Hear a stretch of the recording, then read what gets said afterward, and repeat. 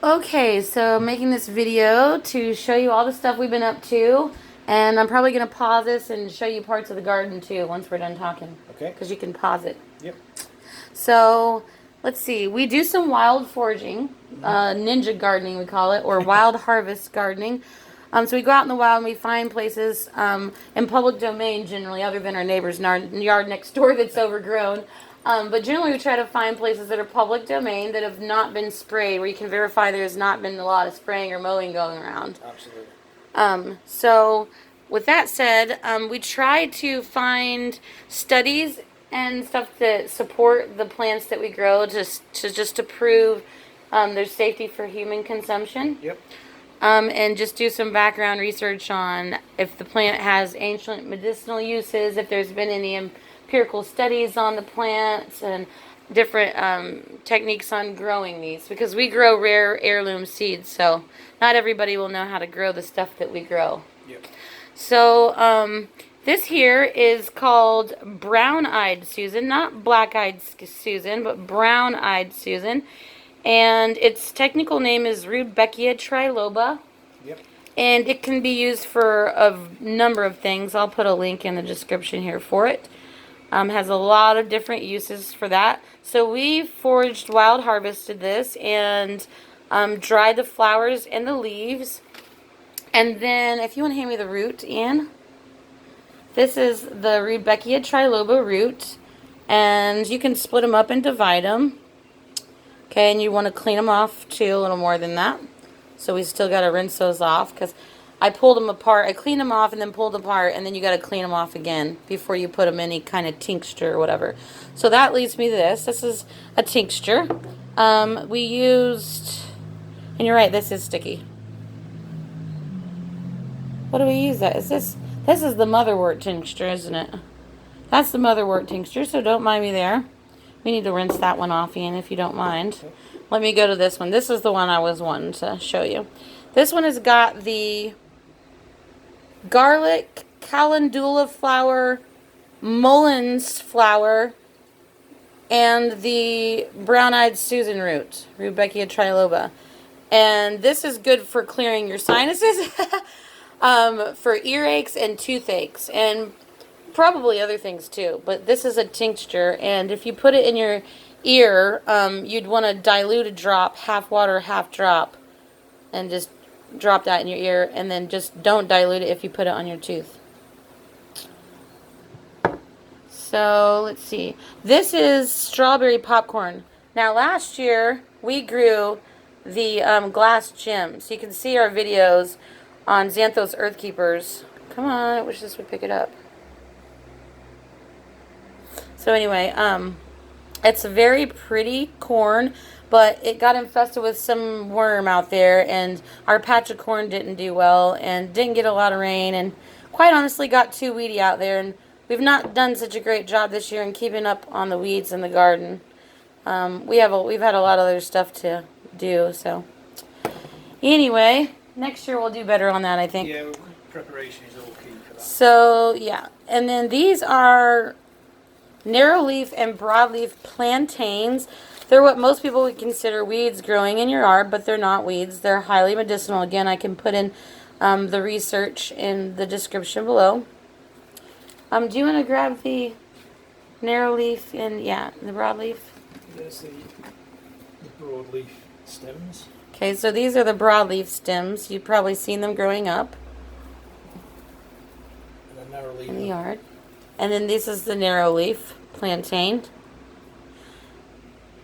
So those are called plantains, not your banana plantain, but a different kind of plantain. And let's see what else. Oh, the seeds, the jar of seeds. This is the jar of the broadleaf plantain seeds. These are medicinal. You can use them in salads. They're much like little sunflower seeds. They are good. They're very, very medicinal. Again, I'll put research in the description below for all these things, okay? Let's see. Peanuts. So, this is from last year, and the reason why I have this here is because we have peanuts growing outside, and I'm going to show you some of our garden here when I'm done telling you about all this stuff. But we got more peanuts this year growing out there. We enjoyed that. We've got our amaranth here that I harvested from last year as well. Chinese motherwort. I've got dried Chinese motherwort. I've got tinctured motherwort. And I've got motherwort infused in apple cider vinegar.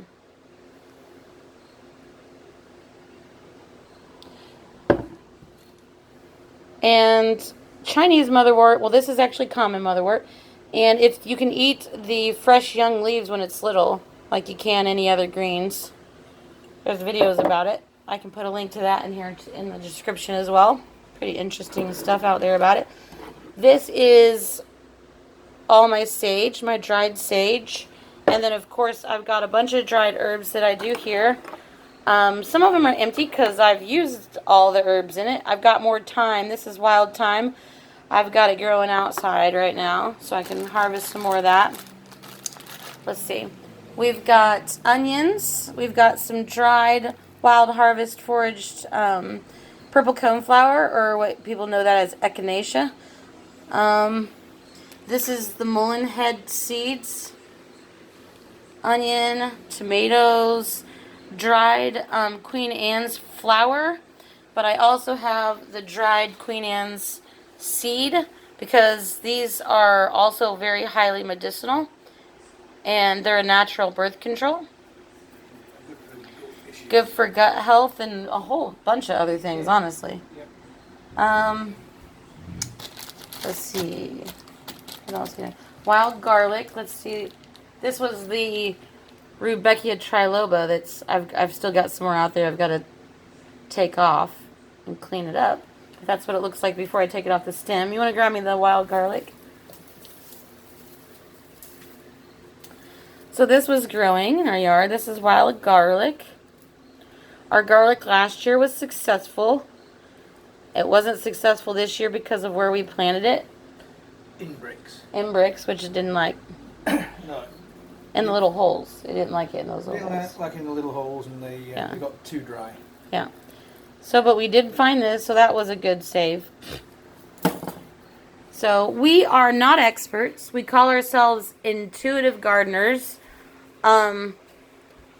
We just practice trial by error, read up what we can, and do the best we can. We did test our soil before we grew things, just to see what soil amendments we needed. We've had to add a lot of gypsum to the yard, a lot of cracking. Did you see that thing I tagged you in with your name about the cracking soil? Yeah, it's happening everywhere. Yep. So it's like the plants with the all male flowers. Yes. Whole other subject. But these are dragon tongue green beans and the purple beans that turn green when you cook them. I have a video of that on my YouTube channel as well if you want to see that. Doing that with my son. Yep. And what else am I missing? Oh, we have fresh parsley here. And we have fresh milkweed that's in between these things. It's for the monarchs, for the caterpillars when we're raising one. We got one in chrysalis right now, and I will have Ian open that up, bring that over here and open it up, and I'll show you what's going on inside of our butterfly box. And in the meantime, while he gets that ready, you can put it up here, Ian, just right up there. In the meantime, this is our big bucket of seeds. So we have tons of seeds in here. Seeds, seeds, seeds galore. And I save seeds as well. So I try to save as much as I can from what we grow. Intermediate version. So just real quick about saving seeds. You get your seed, you grow your seed, you collect seed from that, and then you grow it again, and you collect seed again, and then that becomes your own heirloom variety, and then you keep doing it, and you save seeds from your best strains or from all of them, and then you own those seeds. They're nobody else's but yours, and then you can start your own seed business if you want. We're going to do that, but only on a small scale. We're not trying to have any kind of get-rich stuff. Now I'm trying to look for my marigold heads that I saved in here to show how I save those. had them just right in here on the top. I shall find them. Oh, well, that works. Yep, so I'll just show them. Thank you. So, these, I'm just going to show you. When they're done, they will, and excuse my nails, when they're done, they'll be brown on the inside. Or black, see that? So those will be viable seeds. They're all black on the inside. But normally you don't want to break them out of this. You want to keep that, and you keep them inside there until you're ready to plant. That improves your germination rate. Just a little tip there. Okay? Alrighty. Oh, look, he's on the stick. Yeah. Is he going to go into chrysalis, you think? Maybe. Oh, look how much they pooped on the bottom. Yep. Whoa. They've been easy. Caterpillars poop a lot, just so you know. There's 2 down there. Do we have a total of 3 or was there 4? There should be 4, so one's hiding somewhere. Where did it go?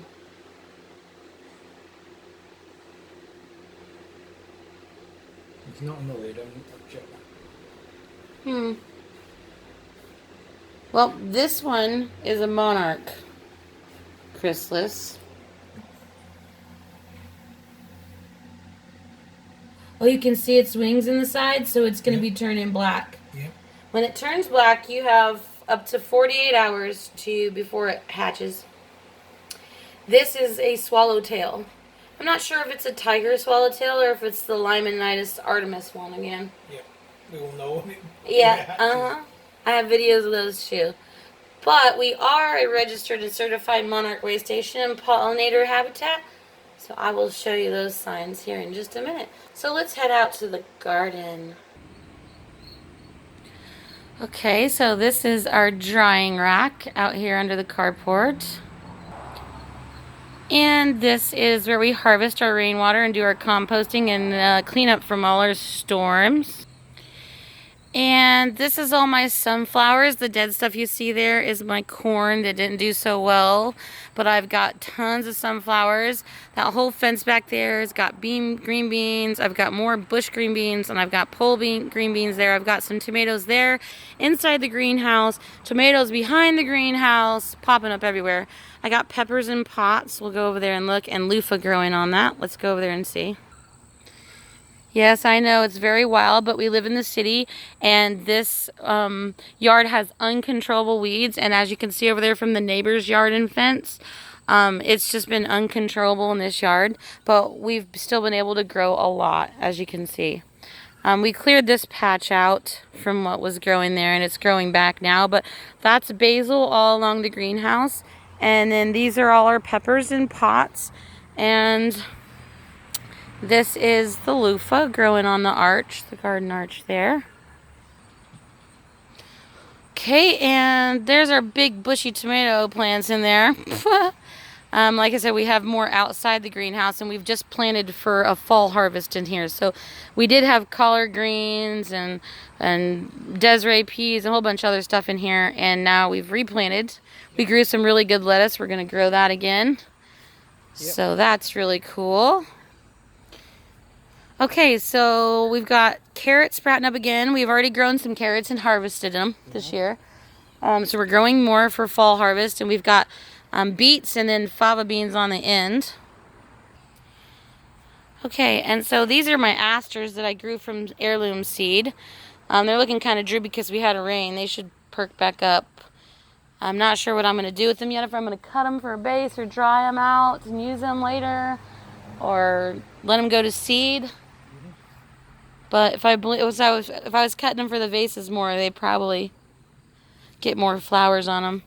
We've got our apple mint here that's gone to seed, and we got some marigolds and dark cucumbers. It's an ancient cucumber. And we've got our comfrey and another variety of mint down there. And see the neighbor's yard. Like, I love those brown-eyed Susans. That's where I got mine. But, yeah, it's completely taken over, and look at all this to contend with on our side, and so that's for decades probably that's been taking over our yard. Anyway, a little ancient watermelon there. Oh, a little tiny melon down there. Wow. So we had to rip out our pumpkins, and this does look very bad, I know, but we had to give it some help. So yeah, brassicas and pumpkins and melons. We need to work on the soil improvement for those. So we've got some growing problems, but we know how to fix them, and we're getting better each year, as you can see by evidence of our videos on our channel. Well, this is peanuts. Yeah, these are peanuts, and look, they are doing so great down there. Not hardly any weeds at all. Ian's done good on that, and they've got some marigolds here surrounding them. So they're doing really good. Yeah, they say peanuts can't be grown here, right? Yeah. We grow them here. That's the comfrey there. Remember, we can make some of the comfrey tea to feed that loofah in case it's not putting on flowers. It's like a flower booster. Yep. Okay. Well, I'm going to go show them where the home was for the caterpillar, for the swallowtail anyway. Yep. We'll show them where the monarchs live here in a minute. But if you don't have enough food for your monarch caterpillars, if you're saving them like us, you can go out and forage wild milkweed leaves and refrigerate them. Yeah, look what they did. They ate the crap out of my dill. Here's one plant, gone. There's another plant, gone. There's another, gone. Yeah, they're just... And all my parsley. Now my sage I'm letting go to seed. I've planted other stuff here. It should be sprouting up. Look, I've got cilantro growing back in there. And my marjoram, yep, again, it's pressed up, but that's my marjoram, and it smells so amazing. Obviously, it just rained and was hanging on, but we can clean it off. It'll be fine. Thyme at the back there. Could probably. We did this to shade that we have spoiled butterflies. We did this to shade the caterpillar from getting burnt by the sun over here. And then that's wild thyme that I'm growing. And some wild purslane. And when I say wild thyme, I grew that from seed, but it's called wild thyme. But this is wild purslane. I didn't grow this from seed. It's just growing naturally here. That's what I mean. So anyway. Okay, so this is the back behind the greenhouse that I was telling you about. And these are all morning glories and green bean wall. And then we got some elderberry growing up there, and we've chosen to let some things in our yard grow to seed to find out what it is and if there was any use to it before we tore it down. Okay, so again, this area has been cut down for the fall. As you see, we already have a ton of leaves falling. Our walnut tree has not produced any walnuts. It's dropped all of them early. So we do have some environmental problems that are affecting the growth and quality of some things. Yeah, thank you, Ian, for getting that stray beer can off the sidewalk there. It's not ours, but we don't drink beer. For wine and liquor. Okay, so this is swamp milkweed, and that is butterfly milkweed. That's where we found the 2 monarch caterpillars we had, and there's Sheba. Hi, Sheba. Hi.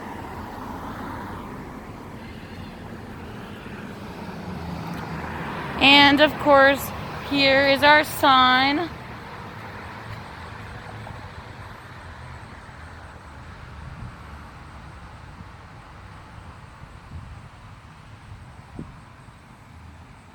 We got sunflowers up there, a little sitting area, and tons of flowers. And look how boring everybody else's parkway is. Seriously, look at our pretty, lush, beautiful, they call that the parkway, this little strip here. And the city actually encourages people to plant in it. But I guess out of this entire city, there's maybe, what, 3 or 4 people in the entire city? And how many people live in the city? About 200,000. 200,000 people? Yeah. So, yep. Well, that's all for now. We live on a busy street right inside Champaign, Illinois, and doing the best we can with what we got on a budget. But next year things are looking better for us, and we're going to be able to hopefully buy some land We're going to be running an entertainment business as well. Yep. And we're going to be having a website and hopefully a shop somewhere here locally. A local shop and an online store for all the stuff that we make and do homemade. And so it's exciting. This is our last year at this house. We need more space. Yep. So we're excited for what the future holds. Just wanted to give an update for all our subscribers, even if you are haters just trying to troll our channel. But yeah, so stay tuned for what's going to happen in the fall. And then you won't hear from us for next season for spring because we're going to be moving. So we won't have a garden for spring, summer of 2020. No. So that'll be disappointing, but I'll be looking forward to 2021's return. We may get a full garden in if we can get a... If we're lucky, we might be able to. Yep. Yeah. All right. Peace out. Stay safe out there.